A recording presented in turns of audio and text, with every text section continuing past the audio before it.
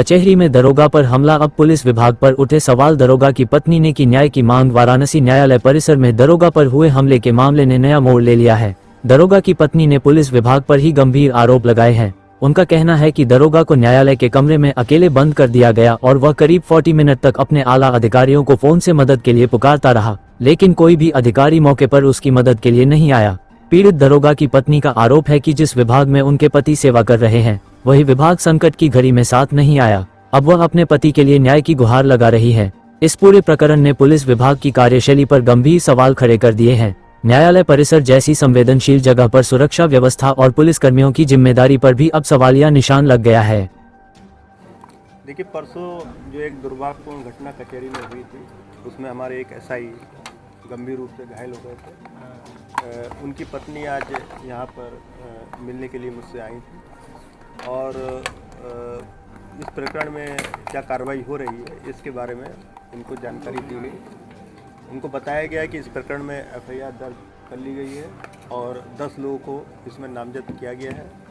हमारे जो बड़ला जोन के अधिकारी हैं वो सीसीटीवी देख करके ऐसे तत्वों को उसमें चिन्हित कर रहे हैं जिन्होंने इस घटना को अंजाम दिया है, जो मारपिटाई में सम्मिलित रहे हैं और उनका आइडेंटिफिकेशन होते ही उनकी गिरफ्तारी की कार्रवाई की जाएगी। सर, अब तक कितने लोगों को देखिए, पुलिस इस प्रकरण में पूरी तरह से जो इंजर्ड परिवार है उसके साथ है और 24 घंटे से कम समय में ही पुलिस ने पूरा मेडिकल करा के एफआईआर दर्ज करके, नामजद एफआईआर दर्ज करके, पूरा सीसीटीवी फुटेज वहाँ से प्राप्त करके अपनी कार्रवाई आरंभ कर दी है और अति शीघ्र जो है इसमें आगे की कार्रवाई भी की जाएगी। सर, बार काउंसिल की तरफ से 11 सदस्यीय टीम बनाई गई है। सर, बार काउंसिल की तरफ से 11 सदस्यीय टीम बनाई है, उधर से कैसा सहयोग मिल रहा है सर बार काउंसिल से? देखिए, बार काउंसिल से मेरी कल भी वार्ता हुई थी, आज भी वार्ता हुई है। उनके द्वारा 11 सदस्यीय जो टीम बनाई गई है, उनके द्वारा भी यही आश्वासन दिया गया है कि ये टीम ऐसे तत्वों को चिन्हित करने में पुलिस का सहयोग करेगी जो लोग मारने में सम्मिलित रहे हैं और वो लोग भी चाहते हैं कि ऐसे तत्वों के खिलाफ कार्रवाई हो। सर, अभी जो घायल दरोगा है उनकी तबीयत कैसी है सर? एक पुलिसकर्मी भी लोगों की तबीयत कैसी है? देखिए, जो पुलिसकर्मी हमारे इसमें इंजर्ड हुए थे, एसआई मुख्य रूप से वही गंभीर रूप से इंजर्ड हुए थे, उनको हॉस्पिटल से डिस्चार्ज कर दिया गया है। वर्तमान में वो खतरे से बाहर हैं। उनकी जो अंदरूनी चोटें लगी थी उसको लेकर के वो अभी उनको बेड रेस्ट बताया गया है और उनको जो दवाइयाँ दी गई हैं उसका वो उपभोग कर रहे हैं। नेम्ड एफआईआर हुआ है, उसमें कितने लोगों की अभी तक शिनाख्त हो पाई है? देखिए, अभी जैसा मैंने बताया, इसके लिए हमारी टीम जो है पूरी सीसीटीवी का एक सॉफ्टवेयर का प्रयोग करके उसको एनालाइज कर रही है और उनका चिन्हीकरण किया जा रहा है कि कौन लोग उसमें मारने के एक्टिव एग्रेसिव रोल में कौन लोग हैं। ऐसे चाहे वो नामित हों या अज्ञात में हों, ऐसे सभी लोगों को चिन्हित करके उन सब पर कार्रवाई की जाएगी। आरोप लगाया जा रहा है लगातार धमकी मिल रही है परिवार को।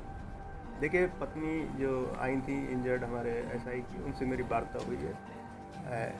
किसी तरह की धमकी वाली बात नहीं है। उनको ऐसी आशंका है कि भविष्य में चल के उन पर दबाव बनाया जा सकता है कि एफआईआर वापस लें। उनको बताया गया है कि एफआईआर एक पर्टिकुलर एसआई की नहीं बल्कि पूरे विभाग की है, पूरा विभाग उनके साथ में है। कभी उनको मैंने अपना स्वयं का नंबर भी दिया है कि कभी भी कोई इस तरह की धमकी या कोई दबाव डालता है तत्काल वो हमको बताएंगे और ऐसे लोगों पर कार्रवाई की जाएगी। अनीता यादव, एसआई मिथिलेश कुमार प्रजापति की वाइफ। क्या वजह है धरने बैठी हैं, कहाँ बैठी हैं? जी सर, मैं सीपी कार्यालय के सामने बैठी हूँ। मैं सीपी सर से मिलना चाहती हूँ। क्या वजह है? मेरे पति न्यायालय 16 तारीख को किसी काम से आए थे, जहाँ पे उन्हें कुछ वकीलों द्वारा घेरा गया। उनको बेरहमी से बुरी तरह पीटा गया, लात जूते जिसको जो मौका मिला उसने उन पे आजमाया। वो जब तक वो बेहोश नहीं हो गए तब तक उनको मारा गया। तो क्या चाहती हैं? इससे पहले वो आज कह रहे हैं कि पहचान होगी, पहचान होगी। पहचान कर ली गई है, फिर भी किसी प्रकार की कोई गिरफ्तारी नहीं हुई। वो स्वयं बता रहे हैं कि वो जब न्यायालय पहुंचे तो उन्हें कोई आदमी मिला, उसने कहा कि भैया कहाँ पोस्टिंग है, तो कहे बड़ा गांव। इतने में कोई जा रहे थे, अब अधिवक्ता भाई जा रहे थे, वो लौट के आए और पूछे कि आप बड़ा गांव से आए हैं, कहें हाँ बड़ा गांव से आए हैं, नेम प्लेट पढ़े और आगे बढ़ जाते हैं। आगे बढ़ने के बाद वो जब वो उस ऑफिस में जहां उनका काम था वो वहां जाते हैं तो वहां पीछे से आते हैं और कहते हैं कि आप काम करके, दरोगा जी आप काम करके बाहर आइए, आपसे मुलाकात करनी। उसी में क्योंकि ये कई दिनों से कुछ बातें चल रही थी, इसी वजह उन्हें लगा कि मैं सुरक्षित नहीं हूँ और उन्होंने उसी कमरे में अपने आप को बंद कर लिया। 40 मिनट तक वो बंद रहे। पुलिस के अधिकारियों को फ़ोन किया, अपने साथियों को फ़ोन किया, जो भी जहाँ जब भी वो फ़ोन कर पाए, जहाँ तक दिमाग चला, उन्होंने सबको बताया कि मैं यहाँ घिरा हूँ, मुझे बचा लो, शायद ये मेरा आज अंतिम ही दिन होगा। इतनी भीड़ क्योंकि जुट गई उतने में। और आप सब वीडियो क्लिप देखेंगे जिसमें साफ दिखाई दे रहा है कि दरवाजे को तोड़कर बाहर घसीटा गया। अगर उन्होंने कोई बहस किया हो, कुछ कहीं हो, तो उनके, अगर सर कह रहे हैं कि उनके ऊपर भी हो जाएगी कार्रवाई। हम कार्रवाई से नहीं डर रहे हैं, जिसकी गलती हो आप वीडियो देखिए, सबूत देखिए, उसके बाद आप खुद फैसला लीजिए। तो अभी आप क्या करेंगे, धरने बैठी हैं? बार एसोसिएशन कह रहा है कि वो वकील भाई नहीं थे, वो अराजक तत्व थे। तो हमारी बार से भी ये अपील है कि उन अराजक तत्वों की बार पहचान करवाए, उन्हें वो पुलिस का सहयोग करे, क्यों हमें वकील भाइयों से कोई कुछ किसी प्रकार की शिकायत नहीं है। वो कह भी रहे, वो पहले से ही कह दिए, तो उसी दिन उनका बयान आया था कि हमारे अधिवक्ता भाई नहीं थे, वो अराजक तत्व थे। तो बस यही अपील है कि वो अराजक तत्वों की पहचान, क्योंकि पुलिस और वकील दोनों एक दूसरे के पूरक हैं, वो उनके बिना नहीं चलेगा। क्या लगता है कि अब वर्दी ही जो जी है? बिल्कुल वर्दी सुरक्षित नहीं है, ये पूरे समाज के सामने आ गया, पूरे नेशनल चैनल पे चल रहा है कि किस तरह से वर्दी को शर्मसार किया जा रहा है। कपड़े फाड़े गए हैं, वर्दी फाड़ी गई है। FIR दर्ज होने से कोई मतलब, FIR तो दर्ज हो गया तो हुआ क्या, 3 दिन बीत गया है, कुछ होते दिखाई नहीं दे रहा है।